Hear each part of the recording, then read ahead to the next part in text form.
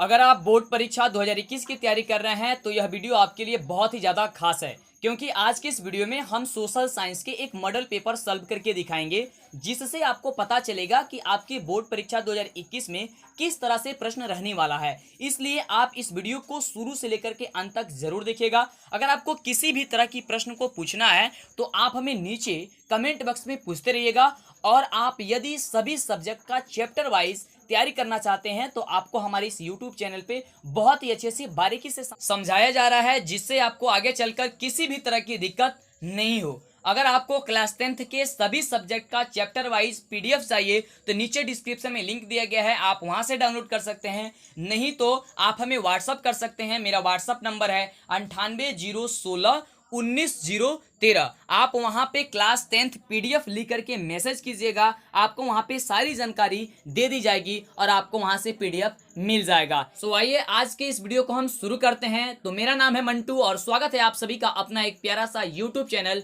DLS education में। आइए देखते हैं कि आपका आज का सबसे पहला प्रश्न क्या है और अंतिम तक प्रश्न क्या है।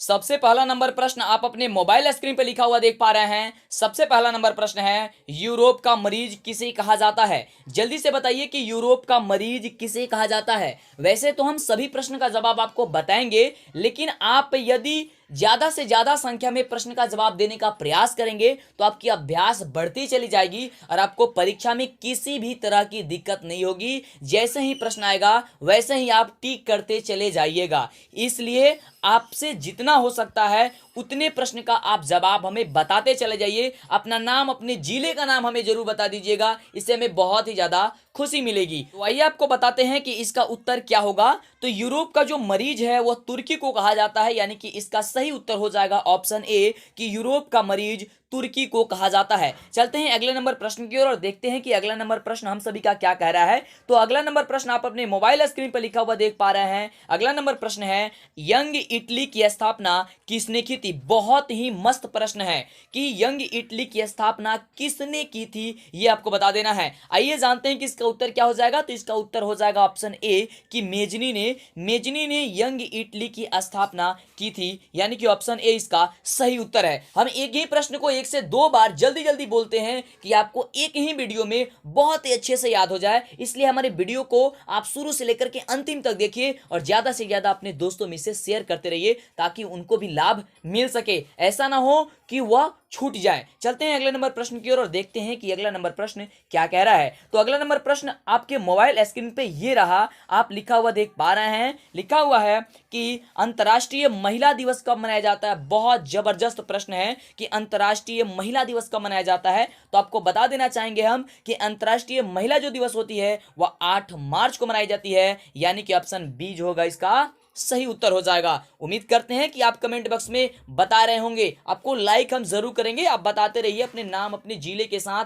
ठीक है। जल्दी जल्दी बताते रहिए। चलते हैं अगले नंबर प्रश्न की ओर और देखते हैं कि अगला नंबर प्रश्न हम सभी का क्या कह रहा है। तो अगला नंबर जो प्रश्न है वो अगला नंबर प्रश्न कह रहा है कि अप्रैल थीसिस किसने लिखी? अप्रैल थीसिस किसने लिखी हुई थी, ये आपको बताना है। बहुत बहुत मस्त मस्त प्रश्न है आज, ठीक है। चलिए, तो आपको बता देना चाहेंगे कि इसका आंसर क्या हो जाएगा। बहुत ही अच्छा प्रश्न है। शायद आपको लग रहा होगा कि इसका आंसर आपको पता नहीं है, लेकिन आपको पता है। आप अच्छे से बुक को पढ़े होंगे तो सभी प्रश्न का उत्तर आपको पता है। आपको बता देना चाहेंगे इसका उत्तर क्या हो जाएगा। ऑप्शन सी हो जाएगा कि लेनिन ने। क्या हो जाएगा इसका उत्तर? लेनिन ने। आपको बता देना चाहेंगे कि हमारे इस चैनल पे आपको चैप्टर वाइज प्रत्येक सब्जेक्ट का बहुत ही बारीकी से पढ़ाने का प्रयास किया जा रहा है। प्रत्येक चैप्टर का एक एक ऑब्जेक्टिव को आपको बता देने का प्रयास किया जा रहा है ताकि आपको दिक्कत ना हो। वैसा ना हो कि केवल मॉडल पेपर ही पढ़ा दे, नहीं, मॉडल पेपर पढ़ा देना तो ये बहुत अच्छी बात है, लेकिन अगर प्रत्येक चैप्टर का चैप्टर वाइज ऑब्जेक्टिव जो पढ़ा दी जाती है ना, तो बच्चे को किसी भी तरह की दिक्कत नहीं होती, डाउट्स नहीं रहती है। तो आप पढ़ते रहिए।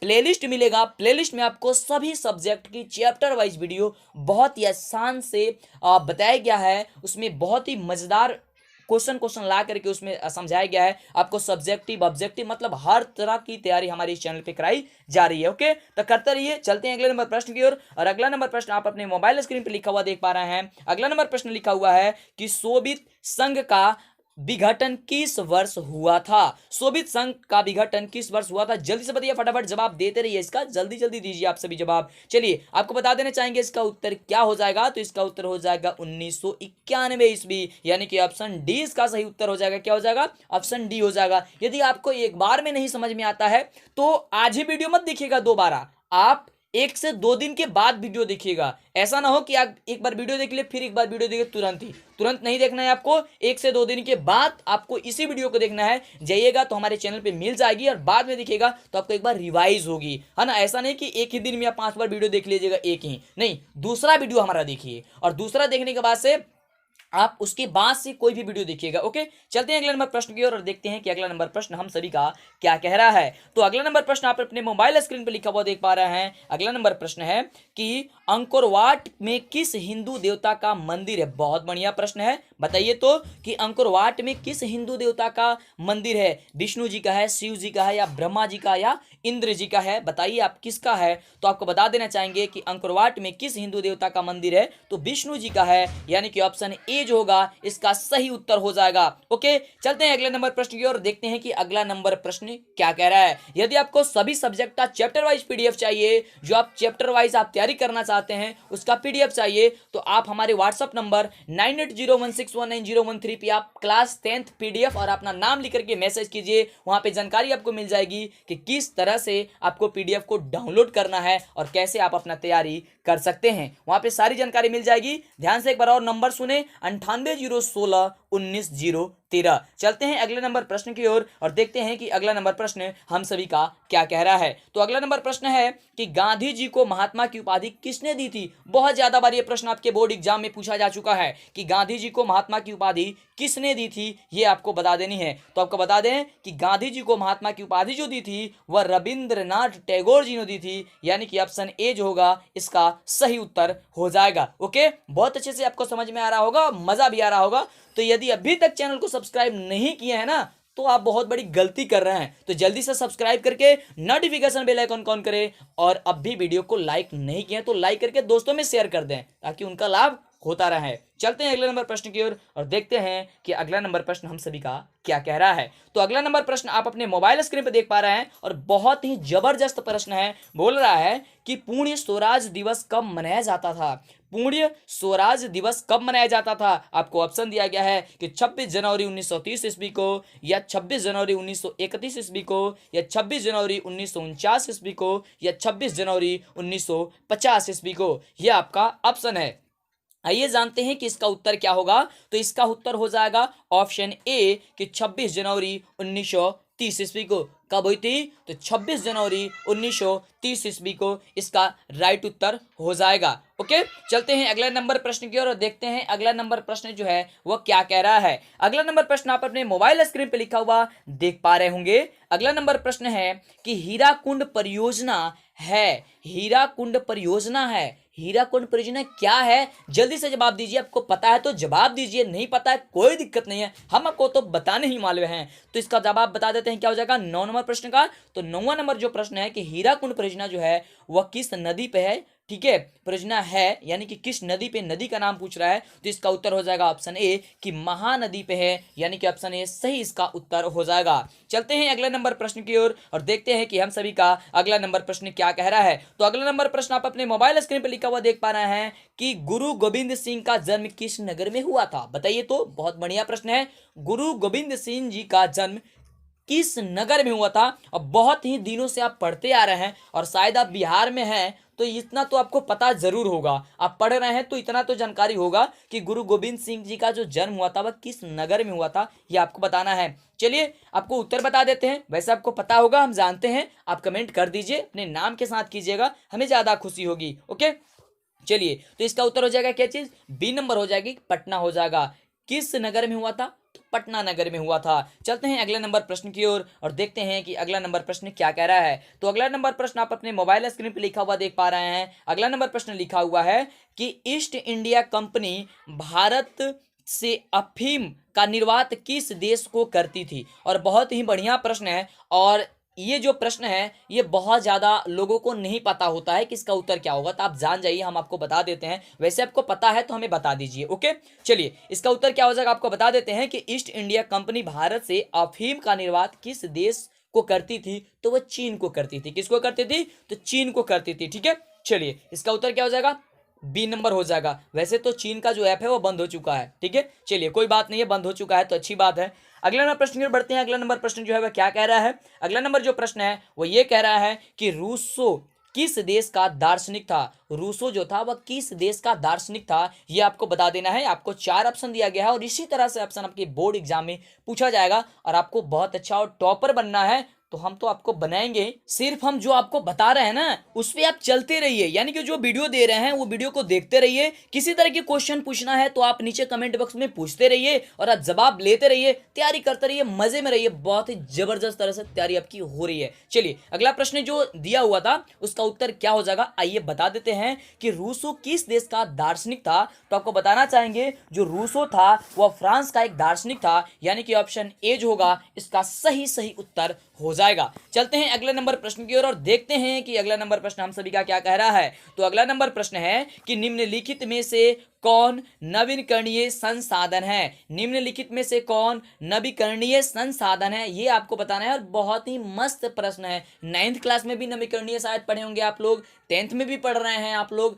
ठीक है, 8 में भी पढ़े होंगे कि नवीकरणीय अनवीकरणीय क्या होती है। बहुत ही अच्छे से समझाया गया है आपको। ओके, तो इसी तरह से आपको जो ये दिया गया है आपको उत्तर बस बता देना है कि इसका उत्तर होगा क्या, कि निम्नलिखित में से कौन नवीकरणीय संसाधन है। नवीकरणीय संसाधन आपको पता होगा तो आसानी से आप बता दीजिएगा। वैसे आपको बता दें कि इसका सही उत्तर जो होगा वो क्या हो जाएगा, तो इसका सही उत्तर जो हो जाएगा वो आपका ऑप्शन सी हो जाएगा कि जल हो जाएगा। ऑप्शन सी इसका राइट उत्तर हो जाएगा। चलते हैं अगला नंबर प्रश्न की ओर और देखते हैं कि अगला नंबर प्रश्न हम सभी का क्या कह रहा है। तो अगला नंबर प्रश्न है कि जामनगर तेल शोधक कारखाना किस राज्य में स्थित है। बहुत ही बढ़िया प्रश्न कि जामनगर तेल शोधक कारखाना किस राज्य में स्थित है, ये आपको बताना है। और ऑप्शन क्या क्या दिया गया है आप देख पा रहे हैं कि गुजरात, आंध्र प्रदेश, असम और तमिलनाडु, ये आपका दिया हुआ है। प्रश्न क्या था कि जामनगर तेल शोधक कारखाना किस राज्य में स्थित है, तो आपको बताना चाहेंगे इसका उत्तर क्या हो जाएगा।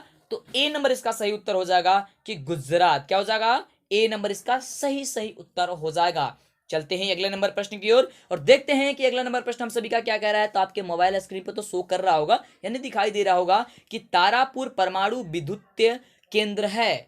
ठीक है, ये आपका प्रश्न है 15 नंबर कि तारापुर परमाणु विद्युत केंद्र है, ये आपको बताना है गुजरात, महाराष्ट्र, तमिलनाडु या राजस्थान। आइए जानते हैं कि इसका उत्तर सही क्या हो जाएगा। तो इसका सही उत्तर हो जाएगा ऑप्शन आपका बी नंबर कि महाराष्ट्र। क्या हो जाएगा, महाराष्ट्र इसका सही उत्तर हो जाएगा, ऑप्शन बी। ओके, चलते हैं अगले नंबर प्रश्न की ओर और देखते हैं कि हम सभी का अगला नंबर प्रश्न क्या कह रहा है। तो अगला नंबर प्रश्न आप अपने मोबाइल स्क्रीन पे लिखा हुआ देख पा रहे हैं। अगला नंबर प्रश्न लिखा हुआ है कि पर्यावरण संरक्षण हेतु पहला विश्व शिखर सम्मेलन कहाँ हुआ था। पर्यावरण संरक्षण हेतु पहला विश्व शिखर सम्मेलन जो हुआ था वह कहाँ पे हुआ था, ये आपको बता देनी है। तो आइए बताते हैं आपको कि पर्यावरण संरक्षण हेतु पहला विश्व शिखर सम्मेलन कहाँ हुआ था। आपको पता है तो आप नीचे कमेंट बॉक्स में बताते रहिए और जो भी पूछने आप पूछते रहिए। ओके, चलिए तो इसका उत्तर क्या हो जाएगा, इसका उत्तर हो जाएगा ऑप्शन ए कि स्टॉकहोम।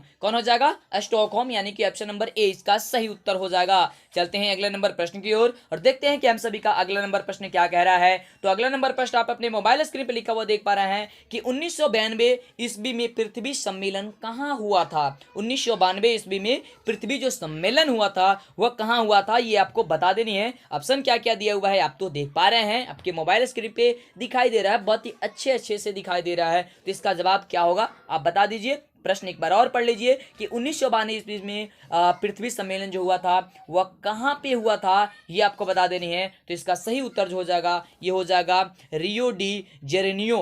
ठीक है, यानी कि ऑप्शन डी इसका सही उत्तर हो जाएगा। ठीक है, क्या हो जाएगा इसका ऑप्शन, तो ऑप्शन सी इसका सही उत्तर हो जाएगा। अरे पेन आ जाओ, देखो इस पे क्लिक नहीं हो रहा है जल्दी से। ठीक है, हाँ हो गया, चलो, यानी कि ऑप्शन जो हैगा डी हो जाएगा इसको कि रियो डी जेनेरियो, ठीक है, ऑप्शन डी। चलते हैं अगला नंबर प्रश्न की ओर, देखते हैं कि अगला नंबर जो प्रश्न है वो अगला नंबर प्रश्न क्या कह रहा है। तो अगला नंबर जो प्रश्न है वह प्रश्न हम सभी का कह रहा है कि भारत में कोयले का प्रमुख उत्पादक राज्य जो है वह है, भारत में कोयले का प्रमुख उत्पादक जो राज्य है वह है ओडिशा, झारखंड, पश्चिम बंगाल या छत्तीसगढ़, ये आपको बता देनी है। तो आपको बता देना चाहेंगे कि इसका सही उत्तर जो हो जाएगा वह छत्तीसगढ़ हो जाएगा। क्या हो जाएगा? ऑप्शन डी इसका राइट उत्तर हो जाएगा। चलते हैं अगले नंबर प्रश्न की ओर और देखते हैं कि हम सभी का अगला नंबर प्रश्न क्या कह रहा है। तो अगला नंबर प्रश्न आप अपने मोबाइल स्क्रीन पर लिखा हुआ देख पा रहे हैं। अगला नंबर प्रश्न आपके मोबाइल स्क्रीन पर लिखा हुआ है कि भारत में प्रमुख चावल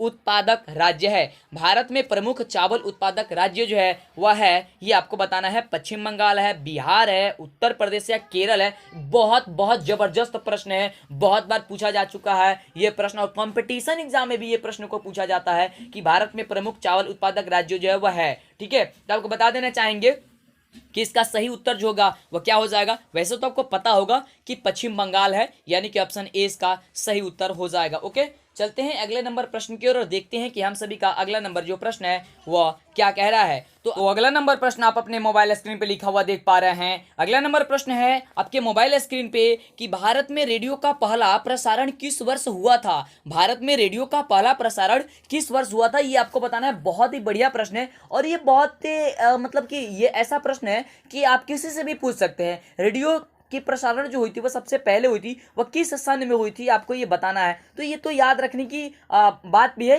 ऐसा ऐसा प्रश्न आपको याद करके रखना ही चाहिए। ओके, चलिए आपको बता देते हैं इसका उत्तर क्या हो जाएगा। 20 नंबर जो प्रश्न आपको दिया गया है कि भारत में रेडियो का पहला जो प्रसारण हुआ था वह किस वर्ष में हुआ था, ये आपको बता देनी है। तो इसका सही उत्तर हो जाएगा ऑप्शन ए हो जाएगा कि 1923 ईस्वी में हुई थी। कब हुई थी? तो 1923 ईस्वी में हुई थी। चलते हैं अगले नंबर प्रश्न की ओर और देखते हैं कि अगला नंबर प्रश्न क्या कह रहा है। तो अगला नंबर प्रश्न आपके मोबाइल स्क्रीन पर लिखा हुआ देख पा रहे हैं और अगला नंबर जो प्रश्न है ना बहुत ही बढ़िया प्रश्न है। तो देखिए प्रश्न कह रहा है कि भारत में हरित क्रांति शुरू हुई, भारत में हरित क्रांति शुरू हुई थी। बहुत ही बढ़िया प्रश्न है, आप जवाब दीजिए। कई बार ये भी प्रश्न आपके बोर्ड एग्जाम में पूछा जा चुका है कि भारत में हरित क्रांति शुरू हुई थी, किस सन में शुरू हुई थी, ये आपको बता देनी है। तो इसका उत्तर क्या हो जाएगा? तो इसका उत्तर हो जाएगा ऑप्शन बी कि 1966 ईस्वी में। कब हो जाएगी? 1966 ईस्वी में। जल्दी से वीडियो को अपने दोस्तों में शेयर कीजिए। लाइक नहीं किए हैं तो लाइक आप लोग करते रहिए, नहीं किए तो जल्दी से कर दीजिए। बहुत ही मेहनत लगता है बनाने में। जब आप लाइक करते हैं ना तो हमें लगता है कि हमारा मेहनत का जो फल है ना वो मिल गया, ठीक है। इतने देर से हम मेहनत कर रहे हैं ना, मेहनत जो भी करते हैं बस हम लोग को वही चाहिए, लाइक बस करते रहिए वीडियो को। हमें बहुत ही ज़्यादा मतलब अंदर से मोटिवेट होते हैं हम लोग, है ना। चलिए, तो अगला नंबर जो प्रश्न है ये प्रश्न बोल रहा है कि सूती कपड़ा उद्योग का कच्चा माल है, सूती कपड़ा उद्योग का कच्चा माल है, ये आपको बताना है कौन सा कच्चा माल है। जूट है, कपास है, रेशम है या इनमें से कोई नहीं है, ये आपको बता देनी है। तो ये जानते हैं इसका उत्तर क्या हो जाएगा। तो इसका उत्तर जो होगा ऑप्शन बी हो जाएगा कि कपास है। क्या चीज है? तो कपास है। चलते हैं अगले नंबर प्रश्न की ओर, देखते हैं कि अगला नंबर जो प्रश्न है वह क्या कह रहा है। तो अगला नंबर प्रश्न है रेशमी वस्त्र उत्पादन का प्रमुख केंद्र है, रेशमी वस्त्र का उत्पादन का प्रमुख केंद्र जो है वह है लखनऊ है, पटना है या आपको कानपुर है या भागलपुर है, ये आपको बता देनी है। तो आइए जानते हैं इसका उत्तर क्या हो जाएगा। इसका उत्तर हो जाएगा आपका रेशमी वस्त्र उत्पादन का प्रमुख जो केंद्र है वह कानपुर है, यानी कि ऑप्शन सही जो उत्तर हो जाएगा वह सी नंबर हो जाएगा, ठीक है। आप बताते रहिए, यदि आपको उत्तर पता है तो कई बार आपको बोल चुके हैं कि अगर पता है तो बताइए, ये आपको अभ्यास होगा, आपको परीक्षा में किसी तरह की दिक्कत नहीं होगी, हम आपको कह रहे हैं। क्योंकि आपको पता होगा कि जब आप बोर्ड एग्जाम में या कहीं पे भी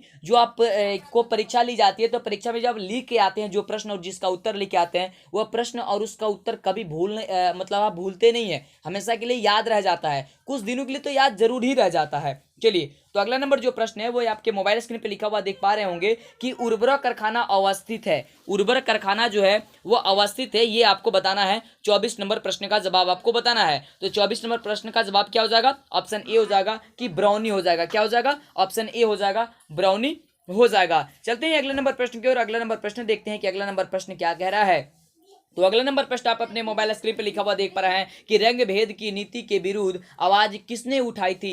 रंग भेद की नीति के विरुद्ध आवाज किसने उठाई थी, ये आपको बता देनी है। तो आइए जानते हैं कि इसका उत्तर क्या हो जाएगा। तो इसका उत्तर हो जाएगा आपका ऑप्शन बी कि मार्टिन लूथर किंग ने। कौन उठाए थे? तो मार्टिन लूथर किंग ने, यानी कि ऑप्शन बी जो होगा इसका सही उत्तर हो जाएगा। यदि आपको ये सभी प्रश्न का जवाब नहीं पता है तो आप चैप्टर वाइज हमारा जो वीडियो है उसे देखा कीजिए। अगर आप उसे देखेंगे तो आपको मतलब कि कोई ऐसा प्रश्न नहीं होगा ना जो आपसे सॉल्व नहीं होगा, सभी प्रश्न आपसे सॉल्व होंगे। बस आप चैप्टर वाइज वीडियो को देख लिया करें, ठीक है। चलिए अगला नंबर प्रश्न आप अपने मोबाइल स्क्रीन पे लिखा हुआ देख पा रहे हैं कि धर्म को समुदाय का मुख्य आधार मानने वाले व्यक्ति को कहा जाता है। ये बताइए क्या कहा जाता है, जातिवादी या सांप्रदायिक या धर्मनिरपेक्ष या आदर्शवादी। ये आपको बताना है कि धर्म को समुदाय का मुख्य आधार मानने वाले व्यक्ति को कहा जाता है। आइए जानते हैं कि इसका उत्तर क्या हो जाएगा। तो इसका उत्तर हो जाएगा ऑप्शन बी कि सांप्रदायिक कहा जाता है, यानी कि उन्हें माना जाता है, ठीक है। चलिए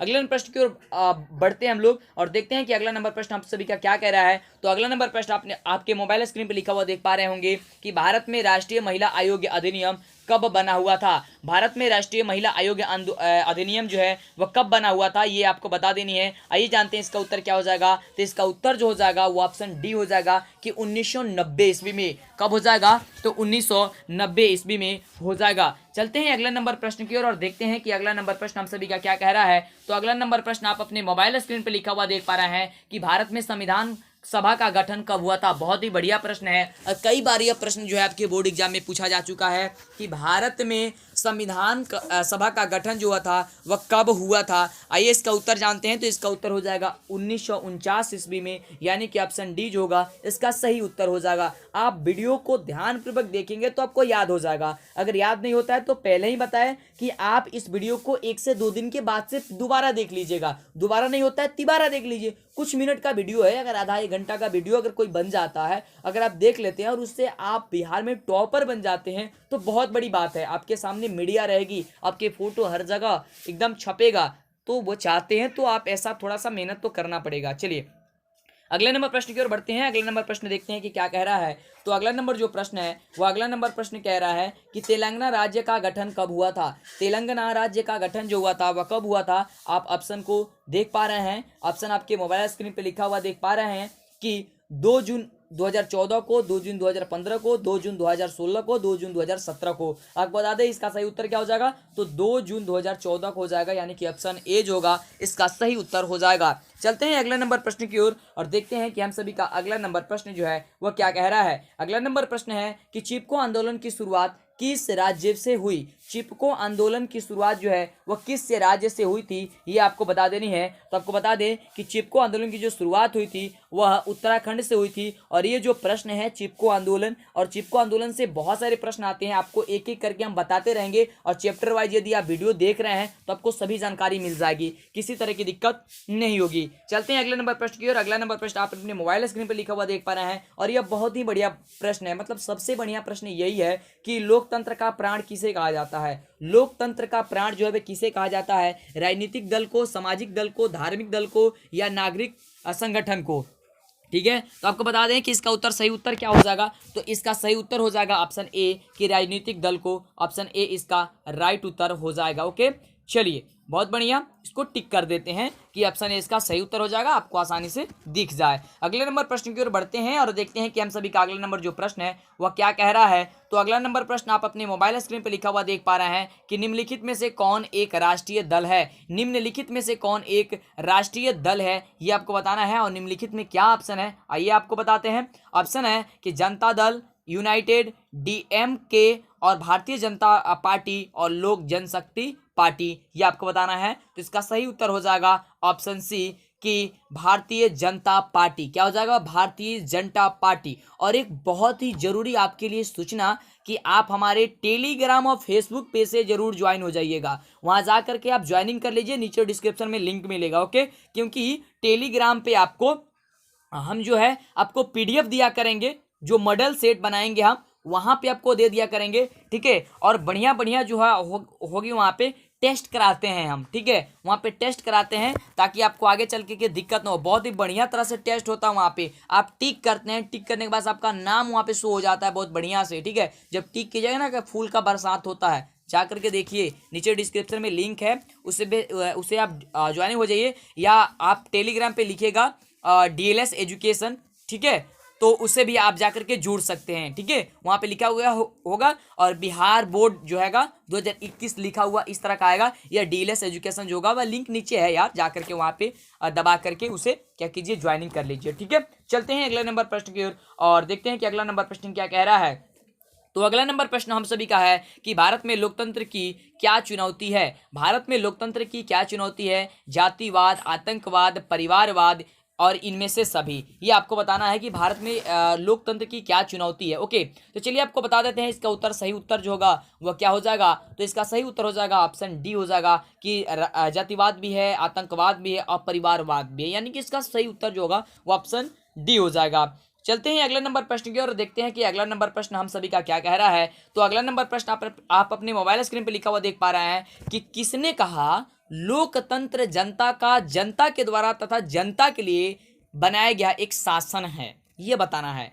और यह लोकतंत्र का परिभाषा भी हो गया। बस यदि इस प्रश्न को याद आप कर लेते हैं कि लोकतंत्र जनता का, जनता के द्वारा जनता के लिए बनाया गया शासन क्या हो जाएगा, लोकतंत्र हो जाएगा। तो ये आपके बोर्ड एग्जाम में भी पूछा जाता है 2 नंबर का प्रश्न कि लोकतंत्र क्या है। बस इतना ही लिख दीजिएगा कि जनता द्वारा जनता के लिए, ठीक है, जनता पे ही बनाया गया शासन को, ठीक है, जनता के लिए ही बनाया गया शासन को क्या कहते हैं, लोकतंत्र कहते हैं।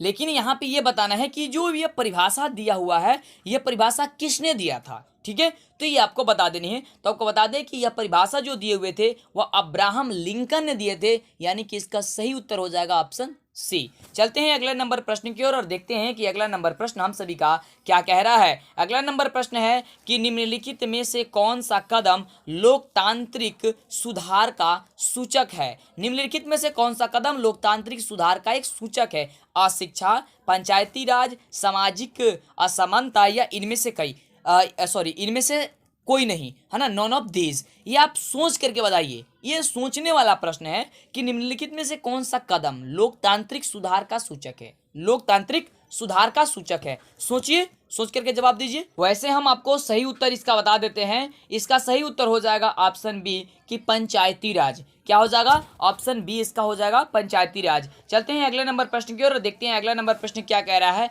तो अगला नंबर प्रश्न आप अपने मोबाइल स्क्रीन पे लिखा हुआ देख पा रहे हैं। अगला नंबर प्रश्न लिखा हुआ है कि भारत के योजना आयोग के अध्यक्ष कौन थे। भारत के योजना आयोग के जो अध्यक्ष थे वह कौन थे, ये आप बताना है, ठीक है। तो जल्दी जल्दी बताइए, यदि इसका उत्तर आपको पता है तो फटाफट बताइए, अपने नाम के साथ बताते रहिएगा। चलिए बता दें इसका उत्तर क्या हो जाएगा। तो इसका उत्तर हो जाएगा ऑप्शन सी हो जाएगा कि प्रधानमंत्री हो जाएगा। क्या हो जाएगा, ऑप्शन सी हो जाएगा प्रधानमंत्री। चलते हैं अगले नंबर प्रश्न की ओर और अगला नंबर प्रश्न क्या है। तो आप अपने मोबाइल स्क्रीन पर लिखा हुआ देख पा रहे हैं कि भारत में प्रथम पंचवर्षीय योजना की शुरुआत कब हुई। भारत में प्रथम पंचवर्षीय योजना की जो शुरुआत हुई थी वह कब हुई थी, ये आपको बता देनी है। तो आइए बता देते हैं आपको इसका सही उत्तर क्या हो जाएगा। तो इसका सही उत्तर हो जाएगा ऑप्शन बी कि 1951 में हुई थी। चलते हैं अगले नंबर प्रश्न की ओर, देखते हैं अगला नंबर प्रश्न क्या कह रहा है। तो अगला नंबर प्रश्न आप अपने मोबाइल स्क्रीन पर लिखा हुआ देख पा रहे हैं कि बिहार में किस जिले की प्रति व्यक्ति आय सबसे कम है। देखिए, ये दोनों प्रश्न पूछा जाता है कि बिहार में किस जिले का प्रति व्यक्ति आय जो है वह सर्वाधिक है, यानी कि सबसे ज्यादा है, और बिहार में किस जिले की प्रति व्यक्ति जो आय है वह कम है, ये भी पूछा जाता है। तो आपको बता देना चाहेंगे, जो सबसे ज्यादा यदि पूछता है तो पटना होगा, लेकिन सबसे कम पूछता है तो सीवर होगा, यानी कि ऑप्शन डी इसका सही उत्तर है। यहाँ पे कम पूछा जा रहा था, ज्यादा पूछा जाएगा तो क्या जवाब दीजिएगा, पटना जवाब दीजिएगा, कम पूछा जाएगा तो शिवहर, ठीक है। चलिए अगले नंबर प्रश्न की ओर बढ़ते हैं। अगला नंबर प्रश्न आप अपने मोबाइल स्क्रीन पर लिखा हुआ देख पा रहे हैं कि आधुनिक युग की प्रगति का श्रेय मुद्रा को ही है। आधुनिक युग की प्रगति का श्रेय मुद्रा को ही है, यह कथन किसका है, ये बताइए कि यह जो कथन है ये किसका कथन है कि आधुनिक युग की प्रगति का श्रेय मुद्रा को ही है, ठीक है, मुद्रा के अलावा किसी को नहीं है। ये जो है ये कथन किसका है, किसने यह कहा हुआ था, आपको बता देना चाहेंगे। इसका सही उत्तर जो है वह क्या हो जाएगा। तो इसका सही उत्तर जो हो जाएगा वो ऑप्शन बी हो जाएगा कि मार्शल, ठीक है, क्या है, मार्शल। और मार्शल जी का कई गो परिभाषा आप याद किए होंगे, है ना, बहुत सारे परिभाषा आपने याद किए होंगे। ओके, चलिए अगले प्रश्न की ओर बात करते हैं। अगला नंबर प्रश्न क्या कह रहा है?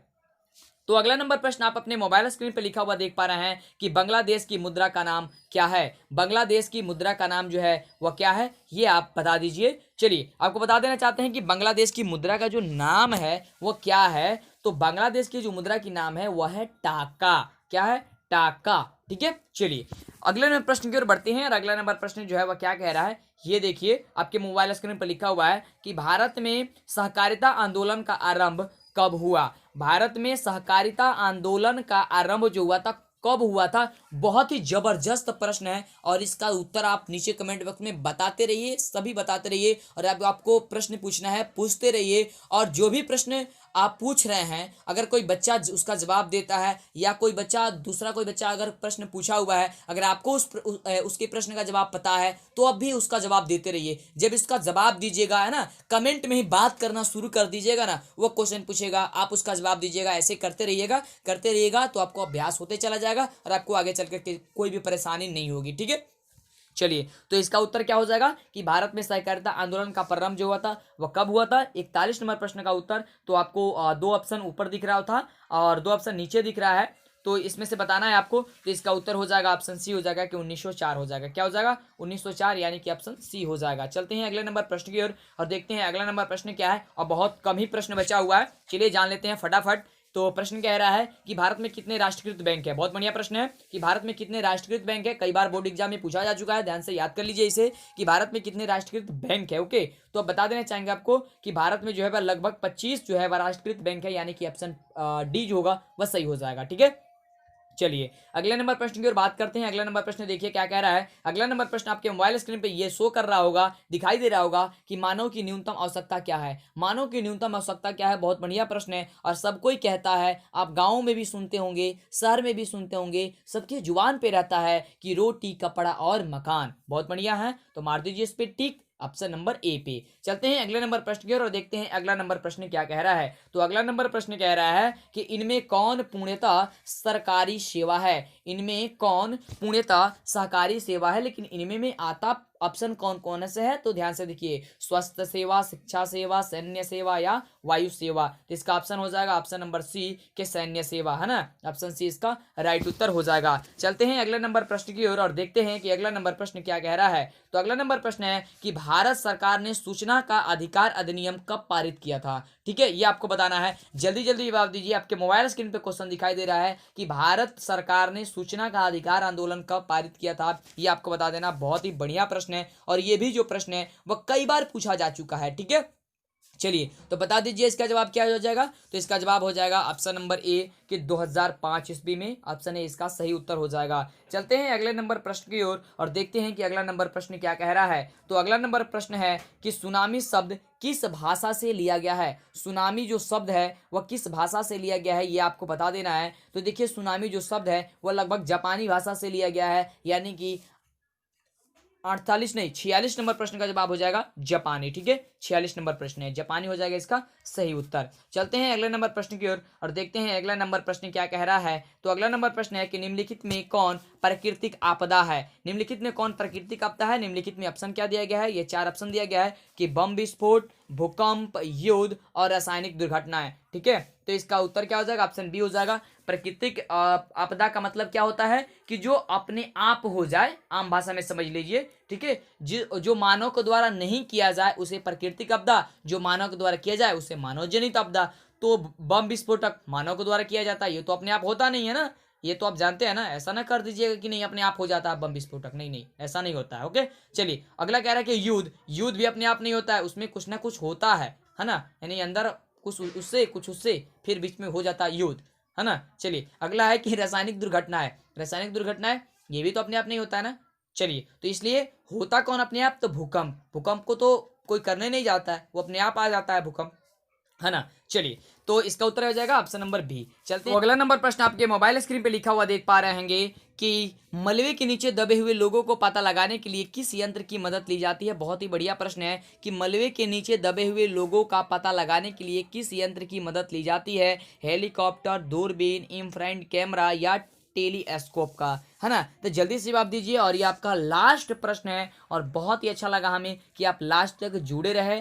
टोटल प्रश्न आपने देखा और जवाब भी दिया। तो चलिए इसका भी उत्तर हम बता देते हैं, वैसे आपको पता है तो बता दीजिए। इसका सही उत्तर हो जाएगा ऑप्शन सी कि इंफ्रारेड कैमरा। तो हमें उम्मीद है कि आपको बहुत ही ज़्यादा अच्छा लगा होगा ये वीडियो। तो ये वीडियो अच्छा लगा है तो जल्दी से लाइक कीजिए, अपने दोस्तों में शेयर कीजिए और चैनल पे आप पहली बार आए हैं सब्सक्राइब करके नोटिफिकेशन बेल आइकन ऑन कर लीजिए और हमारे टेलीग्राम से आप जरूर जुड़ जाइएगा। वहाँ पे आपकी टेस्ट होती है तो टेस्ट करते रहिएगा। वैसे तो हम यूट्यूब पे भी करते हैं टेस्ट, लेकिन वहाँ पे बहुत अच्छे अच्छे प्रश्न को आपको करा करके टेस्ट लेते हैं और वहाँ पे जो भी बात होती है करते रहते हैं। अच्छा सा बहुत ही ज़बरदस्त होती है। और आप कमेंट बॉक्स में प्रश्न पूछना है तो पूछ सकते हैं। अगर कोई बच्चा पूछा हुआ प्रश्न उसका जवाब दे सकते हैं और आप आपस में बात भी कर सकते हैं। अब ऐसा नहीं बोल दिए बात करने के लिए, तो बात करने के लिए मतलब ये नहीं है कि कुछ भी बात कीजिएगा। हाँ, क्वेश्चन से रिलेटेड, यानी कि जो भी क्वेश्चन कोई बच्चा पूछ रहा है आपसे तो उसका जवाब दीजिए और यदि आप पूछ रहे हैं तो उसका जवाब आप लीजिए। अच्छा लग रहा है तो उसे आप लाइक कीजिए, ठीक है, कि आप बहुत अच्छा जवाब दिए हैं। और ऐसे ऐसे करके आप ना क्या कीजिए,